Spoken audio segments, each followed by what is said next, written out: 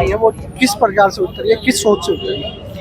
Indian national Lokdal सदैव जनता की आवाज उठाने के लिए, और आज जो एक बहुत बड़ी बात है, व्यवस्था के खिलाफ हमारी लड़ाई है। आज बेरोजगारी चरम सीमा पे है, महंगाई चरम सीमा पे है, आज हिंदुस्तान बिक रहा है। हम तमाम मुद्दों को लेके और जनता के बीच उतरे हैं, उनसे प्रार्थना करने के लिए कि इस व्यवस्था परिवर्तन में आप इंडियन नेशनल लोकदल का साथ दें। जब भी कोई कैंडिडेट पार्टी बदलता है तो उसे टिकट तुरंत मिल जाती है, लेकिन अपनी पार्टी में टिकट नहीं मिल पाती है। नहीं, इंडियन नेशनल लोकदल का ये आज तक का इतिहास रहा है कि ऐसे नहीं मिलती, लेकिन कुछ चीजें सामने हैं। जिस तरीके से किसान आंदोलन में किसान को जरूरत थी तो अभय सिंह जी चौटाला ने इस्तीफा दिया। आज एक किसान ने पुकार लगाई कि मुझे मेरी पार्टी में कोई मान सम्मान नहीं मिल रहा, क्योंकि हमें पता है कि जो काले कानूनों की जनक कांग्रेस थी और उसको लागू करने वाली भारतीय जनता पार्टी थी। ऐसे में किसान हमारा अपना है। क्या हो गया अगर वो किसी दूसरी पार्टी में था, लेकिन आज किसान कमेरे वर्ग की आवाज उठाने के लिए उन्होंने पार्टी का दामन थामा नहीं। आप बताओ, 40 साल पुराना कोई अपना घर छोड़ देगा? वो इसलिए वो दुखी है, आहत है, परेशान है, इसलिए आज उन्होंने ये कदम उठाया है। और जो आपके दरवाजे पे इस बात को खटखटाए कि मुझे आज व्यवस्था की लड़ाई के लिए इंडियन नेशनल लोकदल की मदद की जरूरत है, तो इंडियन नेशनल लोकदल आपको मदद के लिए हमेशा आगे है। मैम, पहले तो कोविड में स्कूल्स वैसे ही बंद रहे हैं और अब बीजेपी सरकार स्कूल तो परमानेंट बंद कर रही है। सरकारी स्कूल, ये मेरे देश का बड़ा दुर्भाग्य है कि भारतीय जनता पार्टी का राज इस देश के ऊपर आ चुका है। आज सरकारी स्कूल बंद हो रहे हैं, बेरोजगारी चरम सीमा पे है, महंगाई चरम सीमा पे है। आज एक एक करके हमारे सरकारी संस्थान बेचे जा रहे हैं।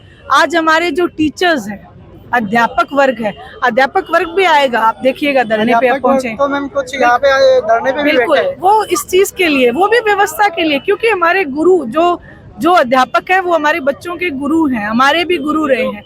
उनको पता है कि व्यवस्था कैसे चल सकती है, वो भी व्यवस्था के खिलाफ ही बैठे, हम उनके भी साथ हैं, हम उनका भी आदर और सम्मान करते हैं। ओम प्रकाश जी चौटाला ऐसे मुख्यमंत्री रहे हैं जिन्होंने रिकॉर्ड तोड़ नौकरियां देने का काम किया है, भारतीय जनता पार्टी ने तो छीनने का काम किया है। इसलिए सरकारी स्कूल हम बंद नहीं होने देंगे, जनता से अनुरोध करेंगे इंडियन नेशनल लोकदल को आप मजबूत बनाएं, और हम किसी भी तरीके का अन्याय हरियाणा के साथ नहीं होने देंगे। कोडाराम हमेशा से सक्रिय रहे हैं, किसानों के बीच भी और व्यापारियों के बीच भी।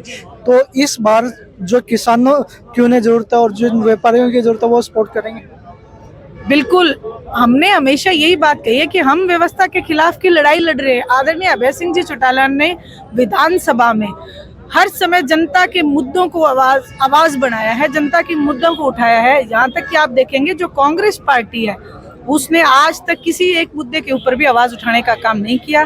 भूपेंद्र सिंह जी हुड्डा ने तो एलनाबाद के इलेक्शन में बीजेपी के साथ मित्रता का धर्म निभाने का काम किया है। इसलिए कोडाराम जी निराश हैं, हताश हैं कांग्रेस से, और आज हमारी इस व्यवस्था के खिलाफ की लड़ाई में उन्होंने इंडियन नेशनल लोकदल का साथ देना चाहा और इंडियन नेशनल लोकदल ने उनका समर्थन किया। इंडियन नेशनल लोकदल जो एलनाबाद में इतिहास रचा है वो आदमपुर में रखेंगे? जी बिल्कुल, आदमपुर की जनता ये इतिहास उससे भी रिकॉर्ड तोड़ आपको करके दिखाएंगे। नामांकन किस टाइम किया जाएगा? नामांकन बस अभी पिताजी आने वाले हैं, आदरणीय ओम प्रकाश जी चौटाला, अभय सिंह जी चौटाला, उनके आते ही नामांकन फिल कर दिया। नामांकन पर कौन कौन लोग मौजूद रहेंगे? आदरणीय ओम प्रकाश जी चौटाला, अभय सिंह जी चौटाला और तमाम इंडियन नेशनल लोकदल के कार्यकारिणी मौजूद रहेगी। फिलहाल एक आदमपुर की जनता से क्या अपील? मेरी हाथ जोड़ के प्रार्थना है कि आपने सदैव एक लड़ाई के लिए, एक व्यवस्था के लिए आवाज उठाई है, तो आज इंडियन नेशनल लोकदल के साथ आप मिलके विधानसभा तक कोडाराम जी को पहुंचाएं, ताकि अभय सिंह जी चौटाला और कोडाराम जी एक और एक 11 होके काम कर सकें।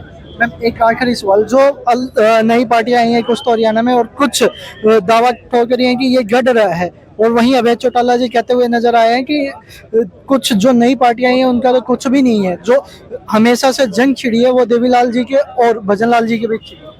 देखिए, हरियाणा प्रदेश की राजनीति 3 लालों के इर्द गिर्द रही है हमेशा।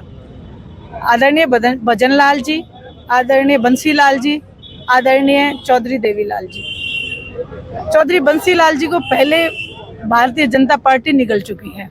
भजनलाल जी को बेचने का काम कुलदीप बिश्नोई ने भारतीय जनता पार्टी में आके कर दिया है। अब बात है चौधरी देवीलाल जी की। आज उनका जो आदर्श है, आज मजबूती से जनता की आवाज़ उठाने के लिए इस सरकार की व्यवस्था के खिलाफ खड़े हैं। तो आज मैं यही अपील करूंगी कि आपको अपने लाल आदरणीय चौधरी देवीलाल, जो हरियाणा का जनक माने जाते हैं, उनका साथ देना है। आपसे प्रार्थना है, चौधरी भजन लाल जी भी चौधरी देवीलाल जी के विद्यार्थी हैं और इस चीज़ को आप सोच के आप चौधरी देवीलाल जी के इस गढ़ को बनाने का काम करें और आपको कभी हम निराश नहीं होने देंगे। अभय सिंह जी चौटाला जो कहते हैं वो करते हैं। आपसे जो वायदे किए जाएंगे जनता के पूरे किए जाएंगे। कितने वोटों से मैम पार्टी जीत पाएगी? देखिए, आप ये मान के चलें कि इस इलेक्शन में ऐसा होगा, मैंने कहा था कि जो फतेहाबाद की रैली है वो इतिहास रचेगी, तो आदमपुर में भी इतिहास रचा जाएगा। भारी मतों से जीतेंगे। क्या इनेलो जीत पाएंगे? बिल्कुल भारी मतों से जीतेगी। और जिंदाबाद 60,000 से जीतेगा। ताऊ देवीलाल अमर रहे। पूरा साथ रहेगा। ताऊ तेरा नाम रहेगा। प्रकाश चौटाला जिंदाबाद। जिंदाबाद जिंदाबाद। अभय सिंह चौटाला जिंदाबाद।